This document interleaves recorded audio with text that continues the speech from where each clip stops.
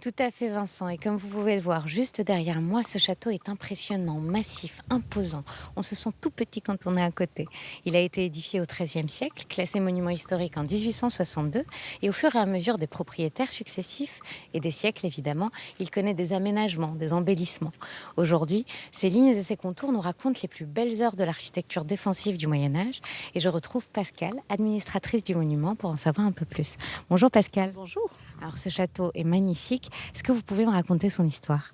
C'est l'histoire de la famille de Castelnau-Bretenoux qui s'est implantée ici dès le XIIe siècle et qui a fait construire un château à son image, c'est-à-dire un château qui représente la puissance, le rôle politique qu'elle joue aussi dans la région pendant tout le Moyen Âge. Ce qui nous donne aujourd'hui une espèce de résumé de tous les procédés architecturaux défensifs du Moyen Âge. Depuis la ligne des remparts extérieurs jusqu'aux tours, en passant par les douves sèches, l'enceinte basse qui entoure les corps de logis, avec des percements d'archères, des meurtrières, des archères canonnières, des bouches à feu, jusqu'aux machicoulis, en partie haute, qui permettent d'assurer une défense aussi du château. Alors un château fort pour protéger, ok, mais il s'agit aussi de la résidence des barons.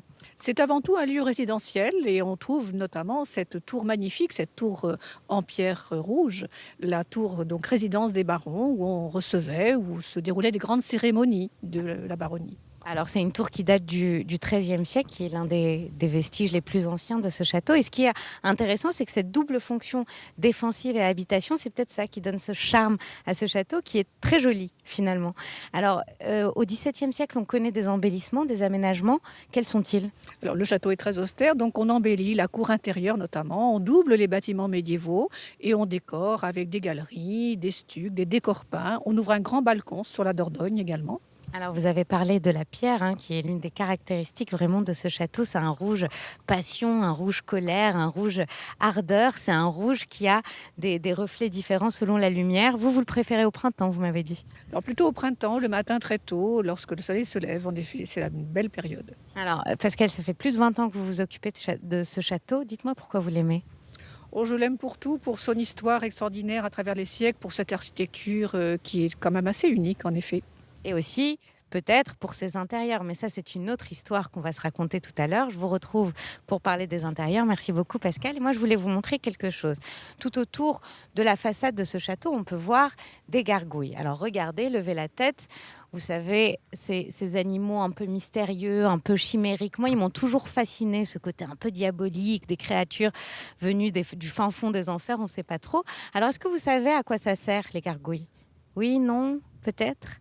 Eh bien, les gargouilles, ça sert à évacuer les eaux. Et oui, c'est le système d'évacuation des eaux du Moyen Âge. C'est super, non? Tout à fait, Vincent. Je suis à présent dans les intérieurs du château, plus particulièrement dans le salon de musique. Et ce qui subjugue, fascine au premier coup d'œil, c'est le mobilier. Un mobilier riche, éclectique, que l'on doit à un homme, lui, Jean-Baptiste Mouliera, ténor de l'opéra comique. Il est originaire de la région. Il tombe fou amoureux du château et en fait l'acquisition en 1898.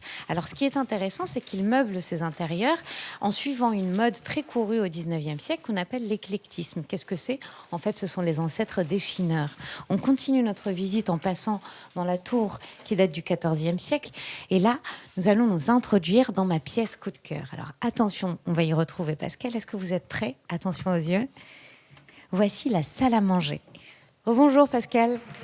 Alors c'est très intéressant parce que cette pièce, c'est donc la salle à manger de Jean-Baptiste Mouliera. Et quand on entre là, on a l'impression d'être dans une chapelle. Voilà, dans une chapelle probablement au XIVe siècle, mais que Mouliera a transformée et décorée avec un goût très particulier en effet. Alors Mouliera se disait bibloteur, donc il était chineur, et ce qui nous permet aujourd'hui de découvrir une collection d'objets et de meubles remarquables. C'est toute la richesse de Castelnau, en effet, cet éclectisme dans les collections, avec des pièces d'origine extrêmement variées qui vont du Moyen Âge jusqu'au XVIIIe siècle. Beaucoup de tapisseries, beaucoup de portraits aussi, une sorte de galerie d'ancêtres pour notre dernier propriétaire, et puis des sculptures, dont une très belle Sainte Catherine de Bruxelles des années 1500. Qui vous est envié par plusieurs musées. Alors justement, ne serait-ce qu'ici, on a des retables, on a des vitraux. Racontez-moi un petit peu ce qu'on peut voir dans cette salle à manger.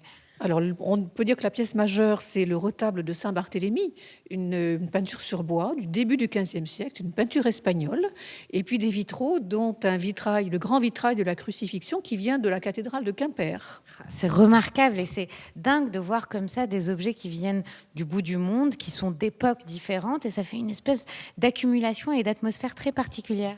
C'est une mise en scène qui est propre à cette période, à cette fin du XIXe siècle. C'est un mouvement tout à fait caractéristique qu'on appelle l'éclectisme. Et qui surprend énormément les visiteurs. Alors, ce qui est formidable, c'est qu'on peut aussi assister à énormément d'ateliers ici au château. Alors toute l'année, nous proposons bien sûr, surtout pendant les vacances, des animations spécifiques, notamment pour le jeune public, pour leur permettre de découvrir l'architecture, l'histoire de l'art, à travers notamment des visites comptées, toujours passionnantes. Ah, c'est formidable, on adore les visites comptées. Merci beaucoup. Alors, je voulais vous montrer une dernière petite chose. Juste là, parmi ces objets collectés par Jean-Baptiste Mouliérin, nous avons cette Vierge à l'enfant qui date du XIIIe siècle et qui a un style assez particulier. Alors, vous voyez des drapés qui commencent à être un petit peu plus affinés, c'est parce qu'on est vers la transition, dans une transition vers le gothique. Et puis là, vous voyez, sa tête, elle est un petit peu plus grande que la normale. Pourquoi? Parce qu'on estimait que la tête était l'élément le plus important, donc on allait y passer du temps et qu'on allait plus l'ouvrager. Et d'autre part, cette Vierge à l'enfant est une Vierge en majesté. Elle représente l'Église. Voilà pourquoi sa tête est plus grande, elle est bien portée. Voilà. Donc des objets comme ça, il y en a plein ici dans ce château, donc je vous invite à venir les découvrir.